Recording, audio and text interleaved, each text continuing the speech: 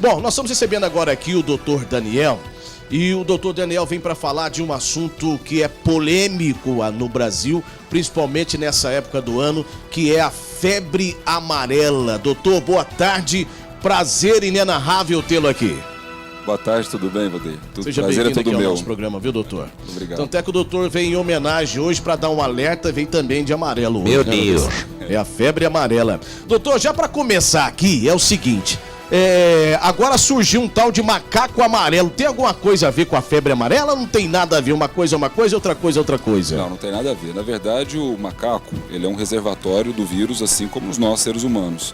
É que os reservatórios tropicais, nas regiões silvestres, o macaco é o principal reservatório da doença, do vírus. Mas o macaco não transmite a doença. Quem transmite a doença é o mosquito.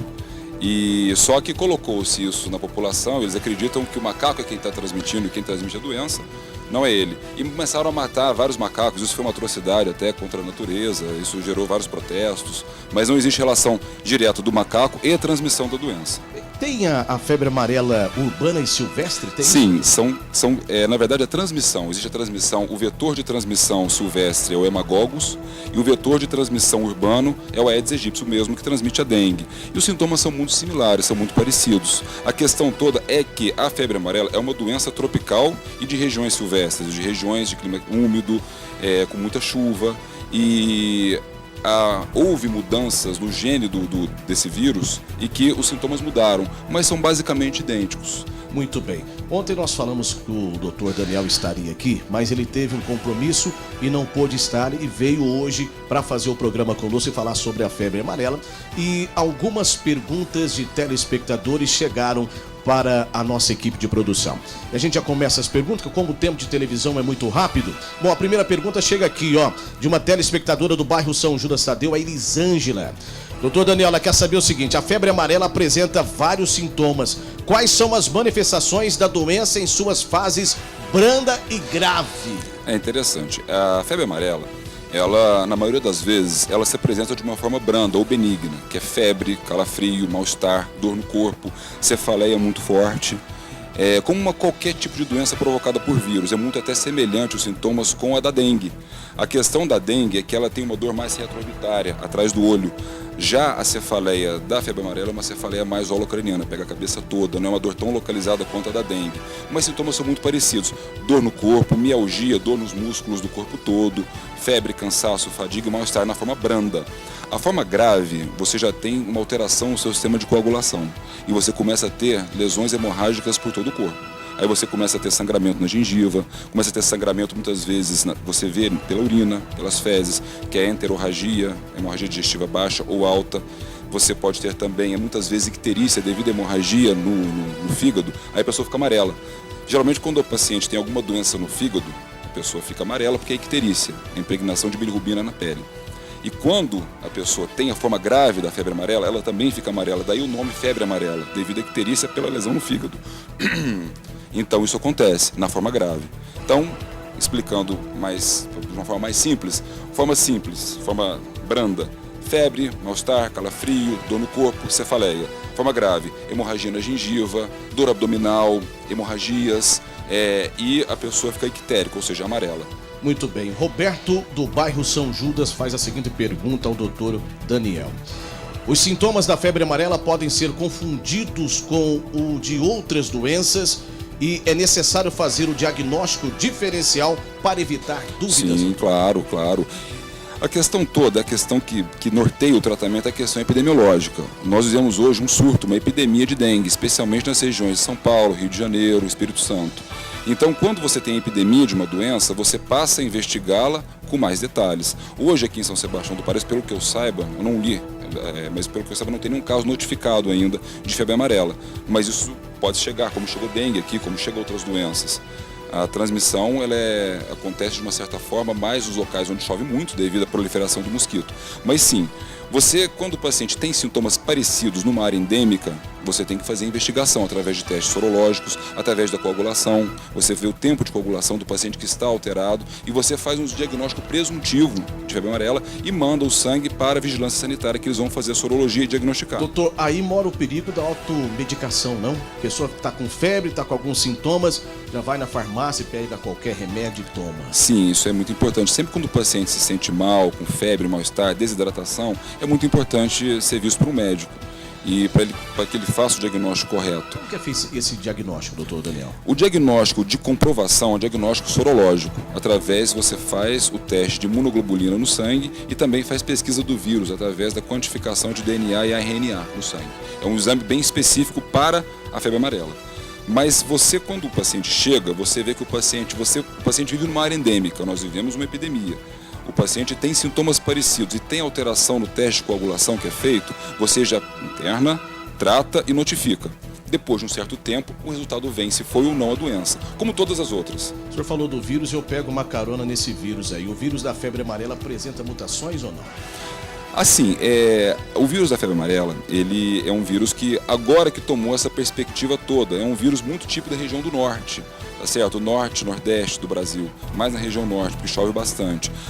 Mutações acontecem, todos os vírus sofrem mutação, a partir do momento em que ele começa a evoluir dentro do seu hospedeiro. Apresenta mutação, mas hoje em dia a mutação fala muito específico em relação à vacinação. A vacinação cobre todos os tipos de vírus. Entendeu? Muito bem, doutor Daniel, chega mais uma pergunta para nós aqui, de um telespectador.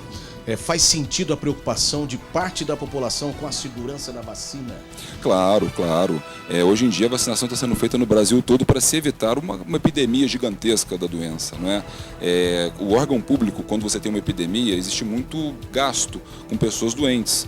Existe muito investimento em infraestrutura. Então o governo não quer que ninguém fique doente, o governo quer atuar na prevenção. A prevenção é feita através da vacinação.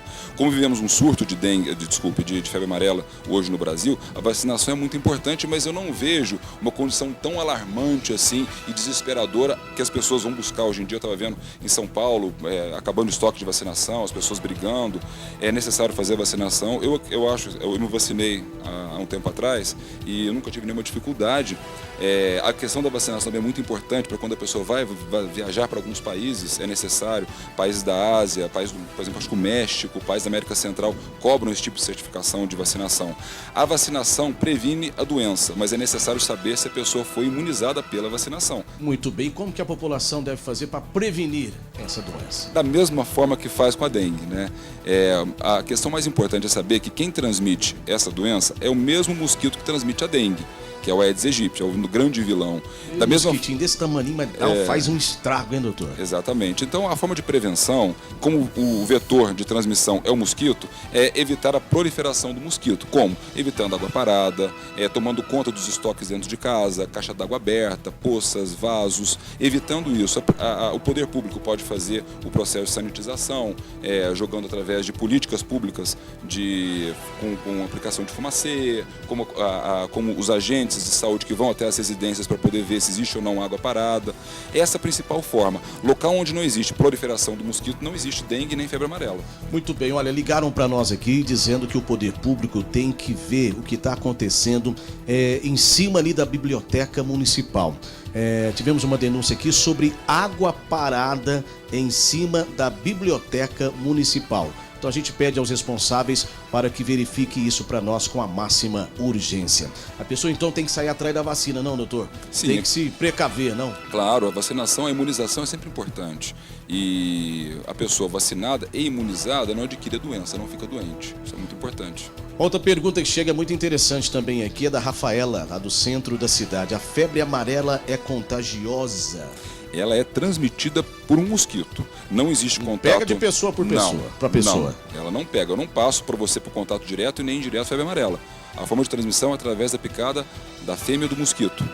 Então, é somente esse tipo de transmissão que tem, tá certo? Não é contagiosa. Então, não se preocupe. Se você tem uma pessoa, um amigo, um conhecido que tem essa doença, você pode chegar perto, pode abraçar, pode beijar, e você não vai pegar a febre amarela dele. Tem cura a febre amarela? A febre amarela, você, como é uma doença provocada por vírus, o tratamento é sintomático. Você vai tratar, você vai hidratar o paciente, você vai cuidar dos sintomas graves, muitas vezes, que estão acontecendo. Na forma grave, quando existe hemorragia, você tem que cuidar do sistema de coagulação do paciente, evitando as hemorragias que muitas vezes que é o que leva à morte. O tratamento é basicamente isso. Não existe um remédio específico que a gente faz para curar a febre amarela. Você faz o tratamento em cima dos sintomas que o paciente apresenta. Muito bem, Elizabeth, lá do Jardim das Paineiras, está perguntando aqui o seguinte: qual a época do ano que a doença é mais comumente registrada? Na época de chuva, né? É igual a dengue. Na época de chuva, quando você tem a proliferação do mosquito. Quando você tem, na época de, por exemplo, vamos pensar assim, de novembro até março, que é o período chuvoso do ano, é a época onde você tem a proliferação do mosquito e, por conta disso, ocorrem os surtos da doença. A pessoa encontra a vacina de graça, doutor? Sim. Todos acreditam que aqui em Paraíso os postos de vacinação, sim, tem, de graça. Muito bem. Bom, o melhor de tudo é prevenir, manter a casa limpa, como sempre, porque é o Aedes aegypti que realmente transmite a febre amarela e é um mosquitinho pequenininho e que faz um estrago gigantesco, né, doutor? É verdade. A gente viveu há anos atrás um surto de dengue aqui em Paraíso mesmo. Tiveram várias pessoas que foram a óbito devido à dengue, a forma grave de dengue, a dengue hemorrágica, provocada também, transmitida pelo Aedes aegypti. E agora nós temos também, não em São Sebastião do Paraíso, mas no contexto nacional, uma epidemia de febre amarela, que também é transmitida pelo mesmo vetor. A questão toda é que a educação da população, que sabe os métodos de fazer com que não haja proliferação do mosquito, a doença deixa de existir. Porque o vetor é quem transmite do doente para o saudável. Se não existe o vetor, não há transmissão. Muito bem. Doutor, muito obrigado pela participação do senhor. Sempre quando a gente chama o doutor Daniel, às vezes ele está trabalhando, a agenda está lotada, isso quando está viajando, né? Então a agenda está lotadérrima, né? E ele reservou um espaço para vir aqui hoje para falar sobre a febre amarela. Muito obrigado e uma boa tarde. Eu que agradeço, estou à sua disposição. Sempre. Como é que chama a esposa? Carolina. Carolina, e as filhas? Eduardo e Maria Luísa. É um casal. Eduardo e Maria Luísa. Dá um abraço neles para mim. Obrigado. Obrigado, doutor Daniel.